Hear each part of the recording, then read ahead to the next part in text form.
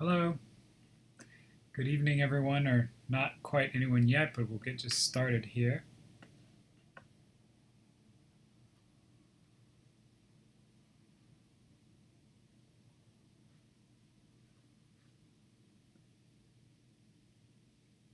All right, I think I'm just going to go ahead and get started, and people will be able to see this later as a recording.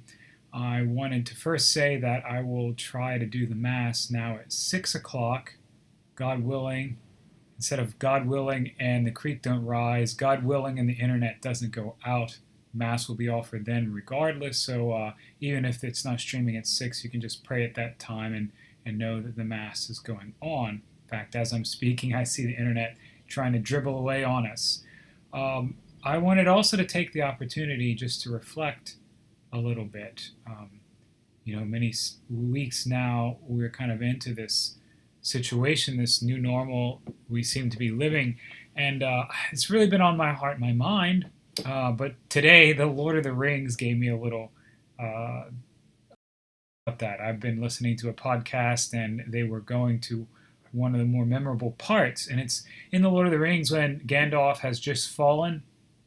He was fighting with the Balrog, and they're now on the other side. But before that, if you recall, it's in the movie too, where they were in Moria and they were fighting, and in the fight, Frodo was struck so cruelly that Aragorn thought that Frodo was dead, and he was only saved by his mithril coat. In fact, on the podcast, they were kind of saying, well, I really think in real life, even if that mithril might have stopped the point of the spear, he probably would be dead from internal injuries. Point is, it's very serious, right? But they get through there. He's not dead. They get across the bridge. The Balrog takes Gandalf, and they flee to the other side. And they're kind of running. So now they're going sort of hours on in at a great pace. And Frodo and Sam, in the meantime, are wounded. So here's the part that I want to read from the Lord of the Rings to give a little framework.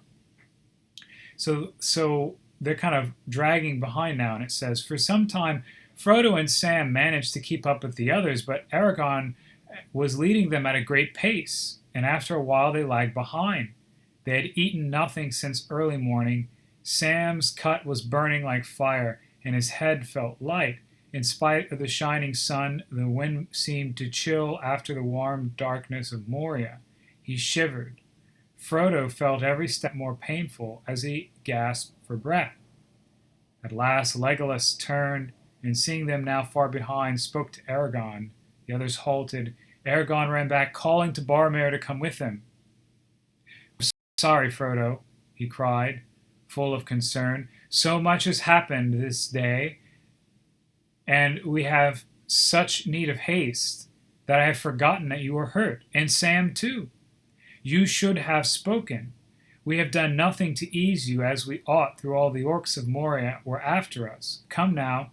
A little further on there is a place where we can rest for a little. There I will do all I can for you. Come, Boromir, we will carry them.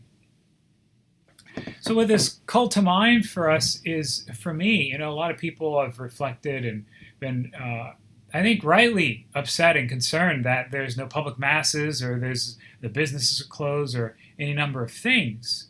And, in years to come, I'm sure we'll debate those measures back and forth until some people are blue in the face.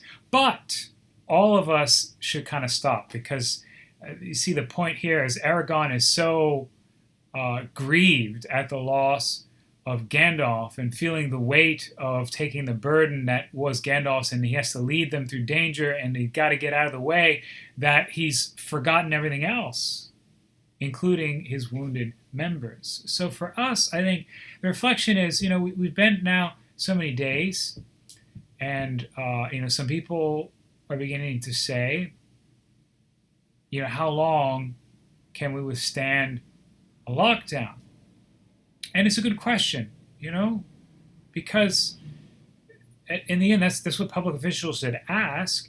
what is good for the common good of society. And they are dangers on every side. People get sick and die from staying at home.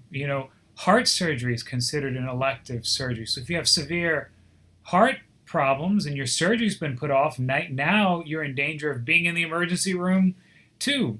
But I don't want to beleaguer on all that, because I'm not a doctor and I'm not a public official. I'm a priest. So I want us to reflect that as Christians, we need to stop too, because there's this panic and fear that's kind of coming over us. Maybe it's all justified. That's kind of like Aragon, right? He had some justification in his concern, and yet he acknowledges that in his haste, he still has made a mistake. We need to take a breath. We need to reflect. We need to open our eyes and ears of faith that maybe in our haste we lost. And this Holy Week is the perfect time for it. As we enter into the Holy Week, Jesus, he goes before us. Even with our mistakes, or our panic, or our fear, or our terror, or whatever, Jesus goes before us. So my brothers and sisters, that's my reflection for you today. That this moment, as we enter into Holy Week, take it as a pause. Take it as the Lord goes before us.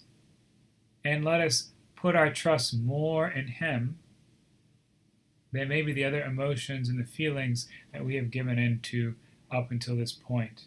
And may God lead us all through the cross to the resurrection of Easter. More, I think we will reflect that in the Mass in the days to come.